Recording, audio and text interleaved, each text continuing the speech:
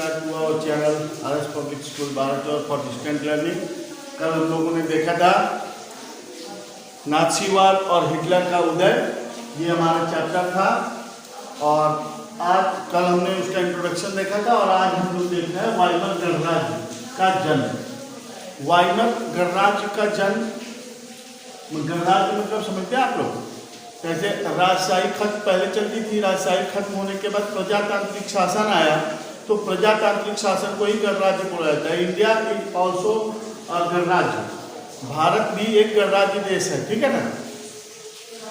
तो अब हम लोग देखते हैं प्रथम विश्व युद्ध, वाइमर गणराज्य का जन्म कैसे हुआ, किन परिस्थितियों में हुआ, ये आज हम लोग देखेंगे।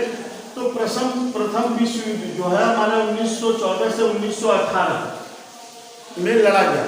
और इस युद्ध में किन लोगों ने भाग लिया था? तो मित्र राष्ट्र थे। कौन कौन? इंग्लैंड था, रसिया था, फ्रांस था, ठीक है, ये तीन देश थे। और इनसे लड़ कौन रहे थे? तो जर्मनी और ऑस्ट्रिया। जर्मनी और ऑस्ट्रिया एक तरफ थे और वो लोग मित्र राष्ट्रों से लड़ रहे थे। और जितनी भी दुनिया की बड़ी बड़ी शक्तियां थी वो इस युद्ध में कूद पड़ी थी। क्यों? क्योंकि युद्ध के बाद उन्हें ऐसा अंदेशा था कि उन्हें बहुत लाभ होने वाला है, जिसकी वजह से सभी ने बढ़ चढ़कर इस युद्ध में हिस्सा लिया। तो सभी बड़ी शक्तियां युद्ध में कूद पड़ी और उनका बस एक ही मकसद था कि युद्ध खत्म होने के बाद उनको लाभ मिलेगा इस युद्ध का। लेकिन उनको ये इस बात की अनुभूति नहीं थी, उन्हें ये बात पता नहीं था कि युद्ध इतना लंबा खिंच जाएगा। लड़ाई झगड़ा मान लीजिए हमारे आपके बीच में या किसी और के बीच में अगर हो रहा है तो हम लोग लड़ते हैं तो 5-10 मिनट 1 घंटे के लिए लड़ सकते हैं। लेकिन क्या हम इसी लड़ाई को 6 साल तक लड़ेंगे? जितने लंबे हम लोग लड़ेंगे उतना ही ज़्यादा हमें भारी नुकसान पड़ेगा। तो पूरे यूरोप पे भी इसका असर पड़ा था इस प्रथम विश्व युद्ध का। तो देखिए, जर्मनी के शुरुआती सफलता, फ्रांस और बेल्जियम पर कब्जा। जर्मनी लड़ाई में था और जर्मनी जब लड़ाई स्टार्ट किया तो उसे शुरुआती दौर में बहुत सारी कामयाबियां मिली। उसने फ्रांस और बेल्जियम पे कई हिस्सों पे कब्जा कर लिया। और जब भी किसी भी व्यक्ति को कामयाबी मिलती है शुरुआती, अगर कोई आप काम करने जा रहे हैं, कोई बिजनेस करने जा रहे हैं, अगर थोड़ा सा आपको उसमें अगर फायदा मिलता है तो आप और ज़्यादा जोश व खरोश के साथ उस काम को करते हैं। तो जर्मनी को जब शुरुआती सफलता मिली तो ये और भी ज़्यादा उग्र होकर लड़ाई लड़ने लगा और अपनी सारी शक्ति को उसने युद्ध में झोंक दिया ताकि उसे युद्ध के बाद बहुत ज़्यादा बेनिफिट मिले, ठीक है। लेकिन जर्मनी को इस बात का अंदेशा नहीं था कि युद्ध इतना लंबा खींचेगा और युद्ध में उसकी पराजय होगी। 1918 को जर्मनी ने घुटने टेक दिए। तो 1918 को जर्मनी ने घुटने टेक दिए, तो किसके आगे घुटने टेक दिए? उसने मित्र राष्ट्रों के आगे घुटने टेक दिए। मित्र राष्ट्र मैं पहले बता चुका हूँ कि उसमें कौन कौन है? फ्रांस है, इंग्लैंड है, ब्रिटेन और बेल्जियम, मित्र राष्ट्र में ये फ्रांस और इंग्लैंड ही उसकी अगुवाई कर रहे हैं, ठीक है। तो इसमें आप लोग देख लें, अब ये जब जर्मनी को सफलता मिला, बाद में उसने 1918 में जर्मनी ने क्या किया? घुटने टेक दिए। घुटने टेकने के बाद यहाँ पे हुआ क्या? यहाँ पे तो राजशाही चल रहा था। ऑस्ट्रिया और यहाँ के जर्मनी का जो शासक था वो मिलके लड़ रहे थे। अब जब जर्मनी 1918 में घुटने टेक देता है तो वहाँ का जो राजशाही होता है उस राज परिवार को उखाड़ फेंका जाता है, राजशाही को खत्म कर दिया जाता है वहाँ से, ठीक है। तो अब जब राजशाही खत्म हुआ तो अब देश चलेगा कैसे? कौन उस पर कंट्रोल करेगा? इस वजह से उन्होंने क्या किया है? जर्मनी ने संघीय आधार पर लोकतांत्रिक संविधान पारित किया। मीन्स उन लोगों ने इकट्ठा हुआ, एक जगह वो लोग इकट्ठा हुए, वाइमर जगह है, वाइमर में उन लोग इकट्ठा हुए और सभी लोगों को ऐसा घोषणा किया गया कि जर्मनी के सभी वयस्क लोग जो हैं उनको वोट देने का अधिकार होगा, चाहे वो महिला हो चाहे पुरुष, ठीक है।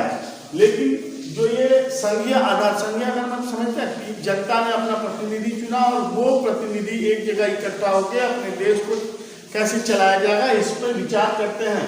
इसी को संघीय आधार कहते हैं। भारत भी संघीय आधार पर ही चलने वाला एक देश है। हम लोग अपना रिप्रेजेंटेटिव चुनते हैं, वो रिप्रेजेंटेटिव कहाँ जाते हैं? पार्लियामेंट हाउस में जाते हैं, पार्लियामेंट हाउस में बैठ करके वो हमारे लिए कानून बनाते हैं। ठीक उसी तरह जर्मनी, उस समय राजशाही चल रहा था, राजशाही के बाद वहाँ पे संघीय आधार पर लोकतांत्रिक शासन की व्यवस्था की गई थी, लेकिन कोई भी चीज़ जब नया आता है तो लोग उसे एक्सेप्ट नहीं करते हैं। तो जर्मनी के लोग भी संघीय आधार की सरकार जो थी इसे एक्सेप्ट नहीं कर रहे थे, उन्हें लग रहा था कि ये गड़बड़ है। ठीक है, अब देखिए ये तो हुआ, जर्मनी में संघीय आधार पे वहाँ पे सरकार बना ली गई, वाइमर गणराज्य की स्थापना हो गई।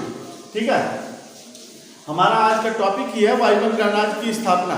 तो अब देखा आपने कि जर्मनी हारता है, वहाँ राजशाही खत्म होती है, उसके बाद वहाँ के जो भी लोकल लीडर्स हैं वो लोग वाइमर में इकट्ठा होते हैं और वहाँ पे एक संघीय आधार पर लोकतांत्रिक सरकार का चयन कर लिया जाता है वहाँ पे। तो मतलब उसका जन्म हो गया, अब वहाँ पे एक वाइमर गणराज्य स्थापित कर दिया गया। लेकिन वर्साई शांति संधि के बारे में अब हम लोग देखते हैं। जब युद्ध खत्म होता है, जर्मनी घुटने टेक देता है, तो क्या होता है, वर्साई में एक संधि होती है, किसके बीच, मित्र राष्ट्रों के बीच और जर्मनी के बीच। तो जर्मनी और मित्र राष्ट्रों के बीच संधि होती है जिसमें जर्मनी के ऊपर बहुत कड़े कानून थोपे जाते हैं और इस संधि के हिसाब से जर्मनी के लोग जितने भी लोहे के खदान थे, जमीन के जो हिस्से उसने जीत के रखे थे, उसकी आबादी का कुल हिस्सा, इन सभी चीज़ों पे जो जीते हुए थे, जो मित्र राष्ट्र थे, उन लोगों ने कब्जा कर लिया।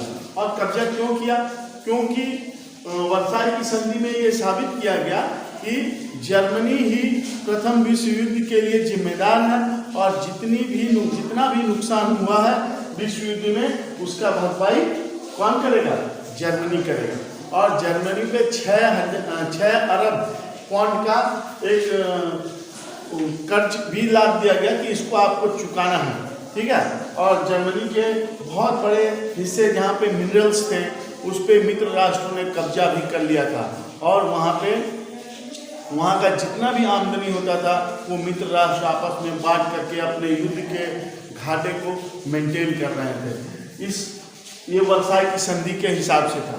तो वर्साई में जो संधि हुई थी, इस संधि की वजह से जर्मनी के जो लोगों के दिलों में एक जलन पैदा हो गई थी। उन्हें ये लगता था कि इन सभी चीज़ों के लिए जिम्मेदार अगर कोई है तो वो कौन है, वो है वाइमर गणराज्य। वाइमर गणराज्य इस संधि के लिए जिम्मेदार है और उन्हें एक गिल्ट का महसूस होता था, उन्हें हमेशा अपमानजनक लगता था कि युद्ध के हम ही लोग जिम्मेदार हैं, हमारे ऊपर ही इतने कड़े नियम कानून थोपे गए हैं, हम लोगों ने अपने यहाँ अपनी ज़मीनें दे दी, अपने अयस्कों के खादान उनको देना पड़ा। इन सब से लोग जर्मनी के क्या थे, बहुत नाराज थे।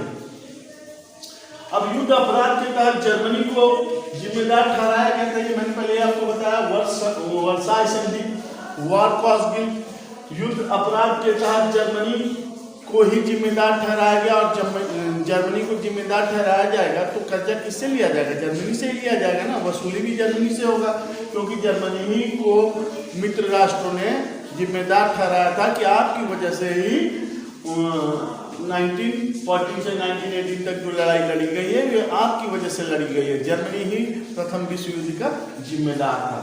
तो देखिए जर्मनी के लोगों ने इन सभी घटनाओं के लिए वाइमर गणराज्य को जिम्मेदार ठहराया। तो जिम्मेदार वो इसीलिए ठहरा रहे थे क्योंकि उनको ऐसा लग रहा था कि वाइमर गणराज्य ने ही इस संधि को किया है, अगर ये संधि शायद नहीं हुई होती तो हमारी आज ये दशा नहीं हुई होती।